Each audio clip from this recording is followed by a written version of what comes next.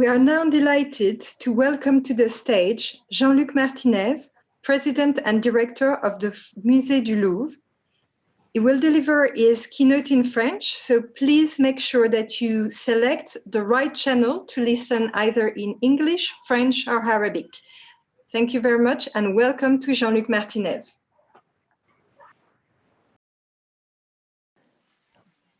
Good morning or good night to you all, depending on the time you are connecting to this symposium. I am very happy to be here from Paris during the symposium on the occasion of the Louvre Abu Dhabi's 3rd year anniversary, a museum very close to my heart.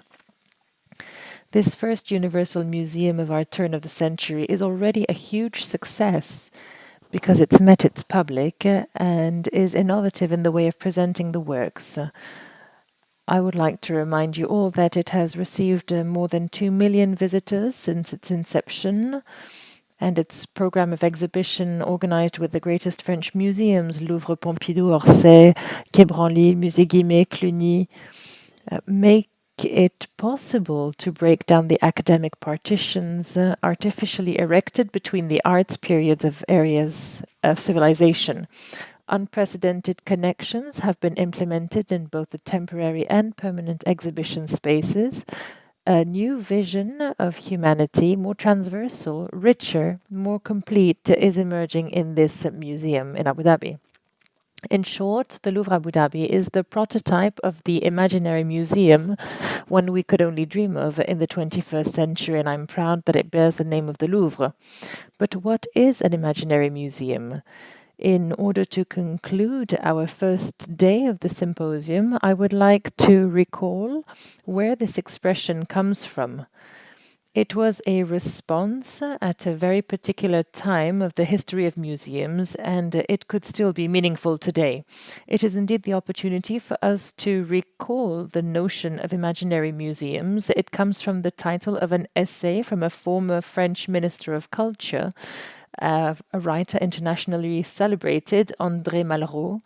This notion of imaginary museum was born in 1947. I would like to insist on this context immediately post-war, because it was not a neutral context to better understand where this idea of imaginary museum comes from. First of all, in the aftermath of the Second World War, it was a period of searching for meaning as the world emerges from a deadly conflict, and the question arose, can culture and museums help to contribute to recreate meaning? This is not at all obvious. It wasn't obvious, and it certainly wasn't obvious in Europe in the late 40s, early 50s, and especially because it was within this same Europe that horror was born.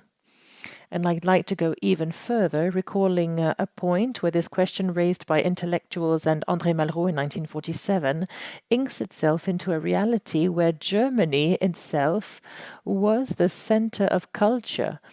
And at the turn of the 20th century, and despite it all, culture had failed to guard against barbarism. We could ask ourselves if culture had been misled, or worse, did it fuel violence? We would even wonder if Nietzsche, Heidegger, or even Wagner were used to partly justify Nazi ideology. It is within this context that Malraux creates the notion of imaginary museums.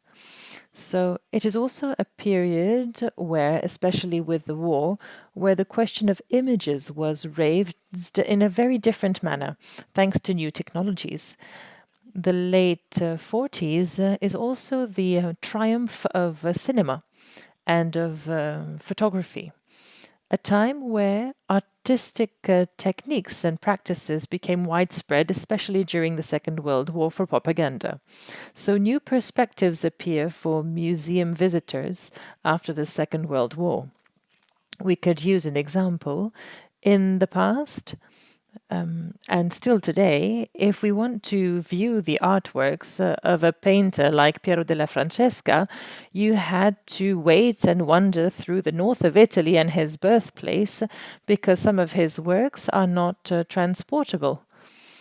So the idea that emerges from this technology of photography and cinema also appearing in Malraux's essay, is the idea that the imaginary museum can be richer than the richest of museums. He writes it this way. He says, our knowledge is more extensive than our museums, and so it's the idea of virtually assembling what cannot be put together. So what place for the museums in this new world of all images? It's the new challenge that Malraux mentions in 1947. Finally, it's also the period in which the question of destination of a work of art arises, where the war showed that thousands of Jewish collections had been looted, but also a time where artworks were confiscated by certain countries, like communist countries, or even artworks that belonged to churches or great aristocratic families. It was not a new phenomenon. The largest European museums were born from a nationalization of the property of the church or the reigning royal families. But this matter was spoken of in 1947. Does a work belong to its author, to its sponsor, to a community of origin, or to mankind? So we can see that André Malraux's notion of the imaginary museum wanted to take over an important challenge, the challenge of meaning, of technique, and property. And therefore his response of what an imaginary museum should be would be right on point then in 1947. He also imagines the museum as a place of a reconciliation. Now, reconciliation because the museum is a place where art changes purpose. It is no longer exhibited in a church for devotion. It is an excerpt of a private collection from the exclusive contemplation, making it possible to share a heritage and therefore to forge new links between eras, civilizations, and people. To use Malraux's words in his essay, the true museum is the presence in life of what should belong to death. In other words, the imaginary museum is the sanctuary of what survives. It is therefore what elevates and unites a society. The second part of the 20th century and early 21st has shown that the museum has overcome this triple challenge. Today we can ask ourselves if this imaginary museum still applies in our time in this 21st century. We could start by answering this question as the Louvre Abu Dhabi has already started answering it, opening a museum for all.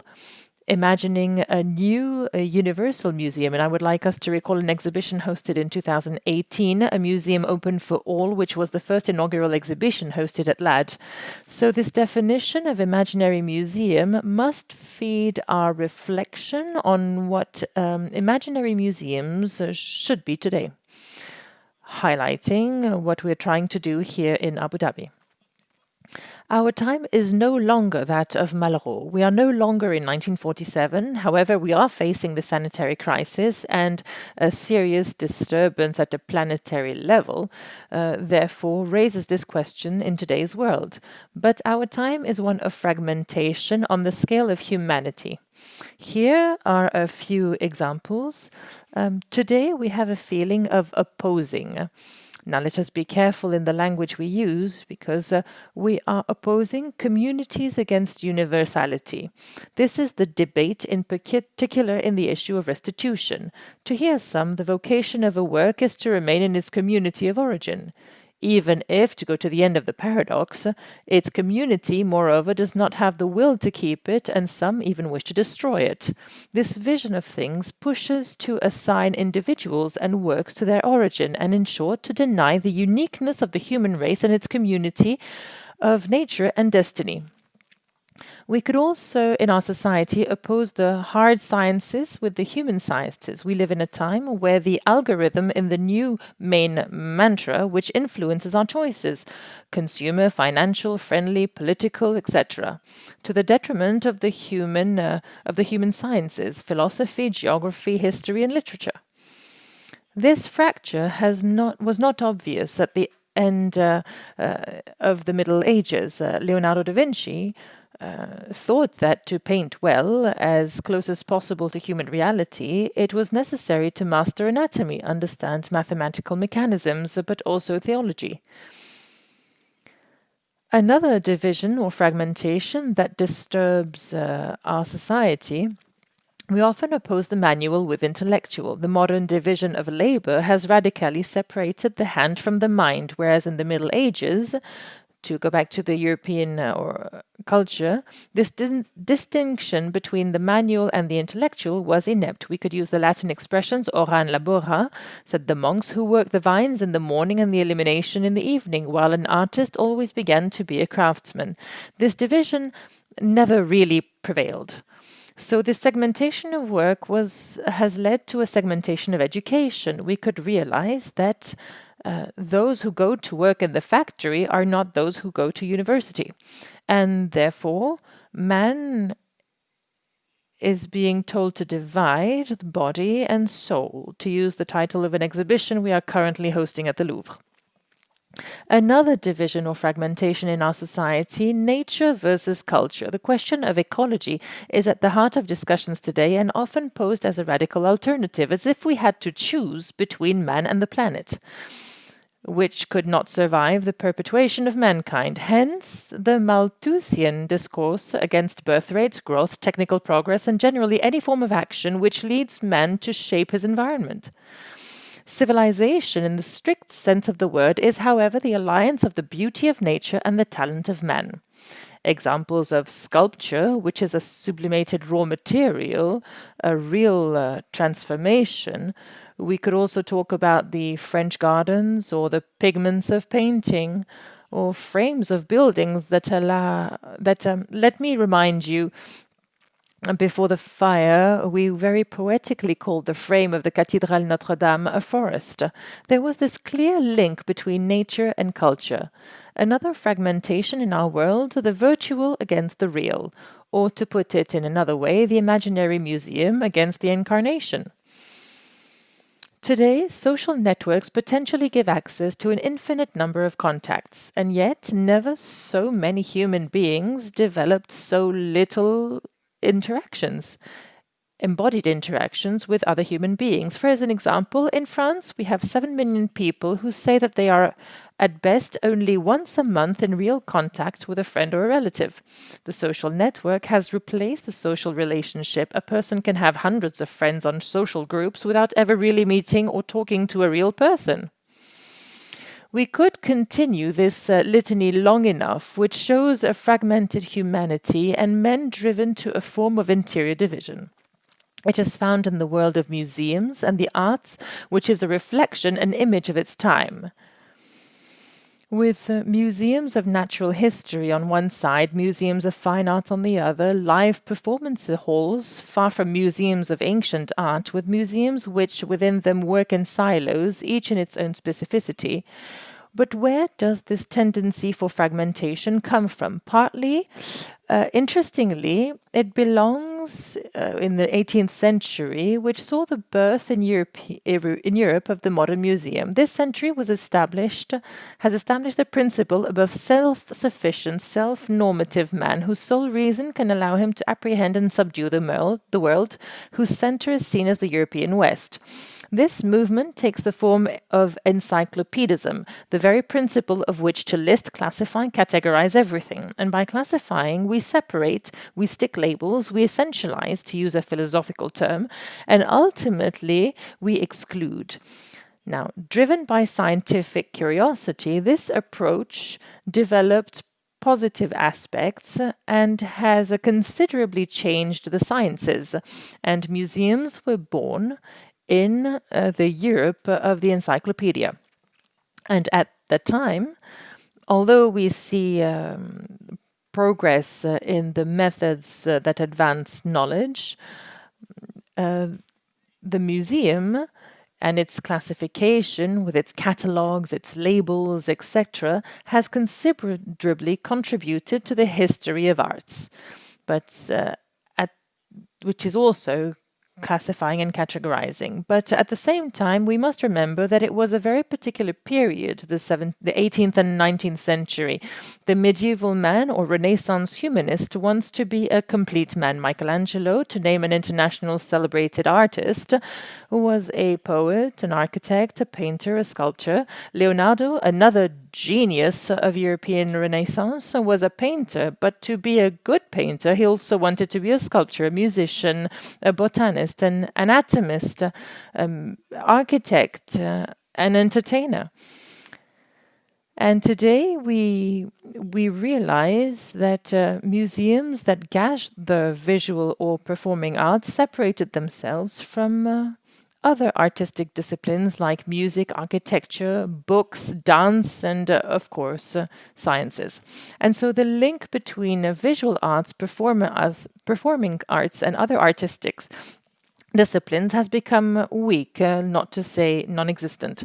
This development was slow throughout the entire 19th and 20th century. However, this specialization only increased. Now that we have painted the picture of the situation, what should be or what can be the imaginary museum of the 21st century? What should be our role? In this regard, the Louvre Abu Dhabi Museum can lead the way. It must be inclusive, to use an English term that I am quite certainly willing to adopt. What does this mean? It means that the museum can be, whether it is a physical space or a virtual one, the museum must be a place of reconciliation and of unity of the human person and knowledge. The time has come for museums to bring together the knowledge that has been scattered. This gather goes through two axes. First, bring down the walls inside the museums. The structuring of large museums into departments has a scientific logic which has its virtues, but also can distort and push everyone to work in isolation. An objective must simply be transversality, to show that the history of art is not divided into slices, but is a continuum of inspiration. Insist on continuities rather than a hyphenation and more or less artificial periodization. For instance, what the Renaissance owes to Rome or to Greece, or what the arts of the first Umayyad caliphs owe to the Byzantines or the Persians, or what the art of Gandhara owes to the Greco-Buddhist. In other words, artistic creation disregards the academic boundaries that we have imposed on it in hindsight. We can certainly see here, and we have spoken about it during the symposium, that there are storytellings. To take another English word, the narrative in museums must push us to share history of civilizations differently. At the Louvre, we tried to do it with the Galerie du Temps, the Gallery of Time in Lens. In Abu Dhabi, it remains at the heart of the project. Here, it's an approach that deliberately seeks to highlight not what separates the art, but what unites them across ages and civilizations. The geographic scale in Abu Dhabi has thus forced us to abandon a European point of view and to abandon the chronological boundaries that would apply to only one culture. Another way to move towards these inclusive museums, make museums places not only to open ourselves to arts, but exclusively to the history of the visual arts. In the Louvre Abu Dhabi, already, the books, music, architecture, and dance currently must take more space. Anything that is science or natural history must also find its place. We can certainly see that museums in the second half of the 20th century progressively equipped themselves with auditoriums, an interesting concept to think about, the relationship between the auditorium and a museum and the artwork presented. Auditoriums were an attempt to fill the gap in order to invite the live performance. Now, in French, we say live performance, an unfortunate expression which would mean that we reject the visual arts of the past on the side of the dead.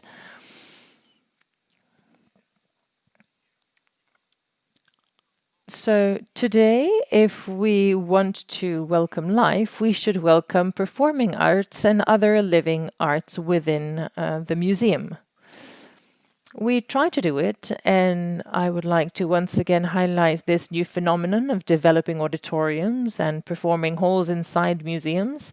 At the Louvre, I would like to use the example of the Petite Galerie, where every year we welcome an art that is not represented in the museum, may it be dance, literature, comics, theaters, or movies. And it is therefore one duty to bridge the gap between visual arts and other artistic disciplines. Using an important notion from the Renaissance period here again, we rekindle the relationship between the arts through the paragon of arts, an Italian word that means comparison, establishing a clear link between the art forms. But in Abu Dhabi, this ambition is to reconcile knowledge and arts which was developed further, presenting books, technical objects, going beyond the strict definition of visual arts, going beyond the actual definition. It is also the future of this extraordinary project, the Island of Museums in Abu Dhabi, since it will soon welcome the Sheikh Zayed National Museum, a Guggenheim Museum, a museum of natural history, a platform to satisfy all curiosities and bring together great wisdom. I would add that in this endeavor to reconcile knowledge, we must not artificially oppose the real museum and the virtual museum. As I have already said, and allow me to reiterate my thought, the museum in itself is a construction of the mind. We wouldn't have a real museum and a virtual one on the other side that would be depicting something else. The museum is a construction of the mind. It contextualizes artworks, which means that all our efforts in contextualization, for instance, 3D reconstruction, we managed to bring back to life, for instance, thanks to virtual, we managed to bring back to life certain lost buildings. For instance, at the Louvre with the Palais de Darius, Persian king. But at the same time, these digital contextualizations remain quite limited because they cannot bring back to life the smells or the noises or the language or people, men and women who walked through the Paris. So let us recall that the natural language of museum is therefore very compatible with what we call the virtual or the digital, because it is itself a virtual creation. Just as the record did not kill the concert, the virtual museum will, or the virtual proposal, will not kill the real museum, which is again a construction of the mind.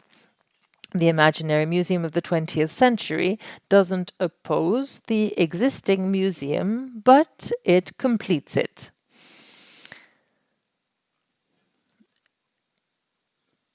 The new imaginary museum of the 21st century must also be a place of reconciliation for the human person.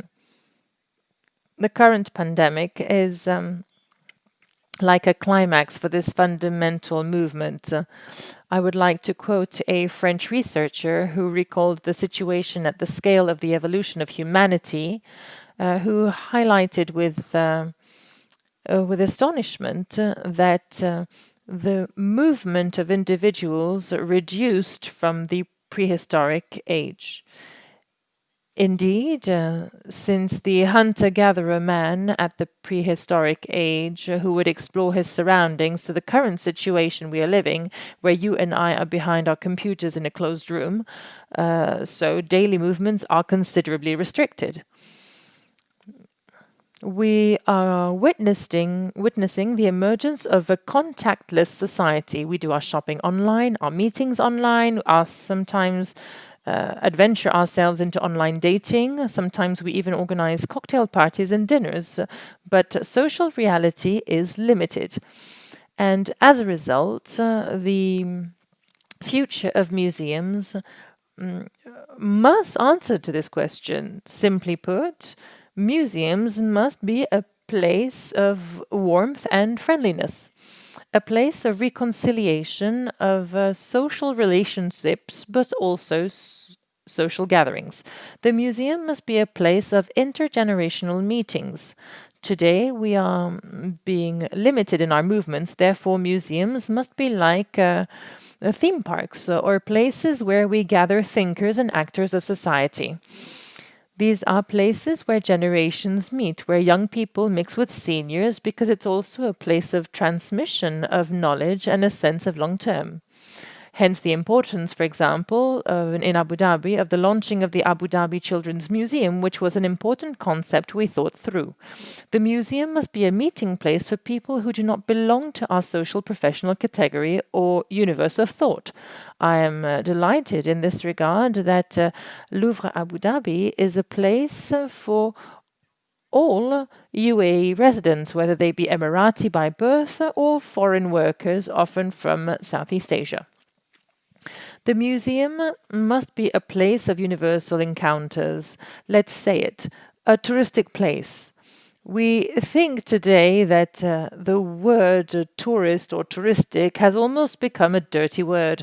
However, we must celebrate tourism, and it came from the curiosity of otherness.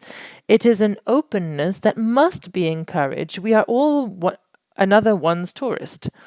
Although we want to limit mass tourism, I understand that, but I still want to encourage openness.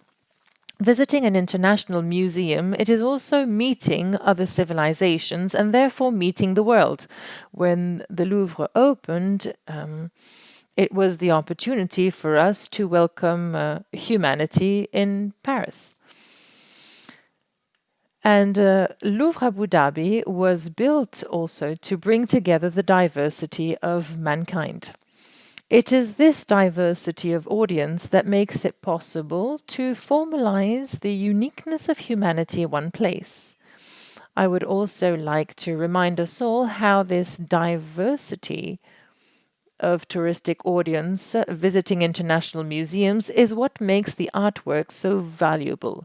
And at the Louvre, for instance, an Indian national does not look at the Venus de Milo in the same way a European would or a Chinese would. So we today take a step back observing artwork differently. These artworks have several meanings. We take back also a step back from the public policy, as in the audience policy, that can be very limiting. We could think that a specific cultural program should serve a typical audience, but you create an audience and you create loyalty. So we can awaken curiosity and open to new possibilities, which is what we are trying to do at the Louvre Abu Dhabi. So to conclude my intervention, I would like to highlight a few keywords of this imaginary world. I spoke of warmth, of friendliness. I spoke of unity, unity of mankind, reconciliation of knowledge and of the individual. Therefore, the Imaginary Museum of our 21st century, and subsequently the Physical Museum too, has this ambition. It's a place where man can reunite with himself, body and soul. A place where man can reconnect, to take a word from our virtual age, reconnect with the continuous history of humanity, with human diversity and all of creation. This implies promoting the bringing together of all knowledge and the arts, as well as humanity in its various social components. The museum must be a meeting place for various social, ethnic, and generational components. The Imaginary Museum of the 21st century will therefore be inclusive or not at all. It's all that is falling into place in Abu Dhabi. And so what is our role? We could ask ourselves, what can we do to allow the emergence of this new imaginary museum? Maybe we could give our museum, our visitors, the freedom to choose, because whether it be virtual or real, the Imaginary Museum is aptly named. We must give the opportunity to everyone to build his own imaginary museum. But how? By respecting the mystery and richness of creation and the interaction it implies. We often think reductively that the act of creating boils down to a transformation, because we believe that creating is transforming something material. It's actually much more than that. The Big Bang Theory and the origin of the world teaches us to respect the mysteries of creation. It tells us that the beginning of the world, the universe retracted itself to be created. The cosmos produces this retraction that creates through interaction. So the imaginary museum of the 21st century must accept to retract in order to allow creation to be contemplated. In other words, the imaginary museum must accept to step aside, not wanting too much contextualization, so categorizing and textualizing and ad infinitum, in front of the process of creation that arises from the meeting of an artwork and an audience. The imaginary museum of the 21st century will quite simply be reduced to this essential idea, and the current pandemic crisis reminds us of what is essential to place human being in front of the mystery of creation. Thank you very much.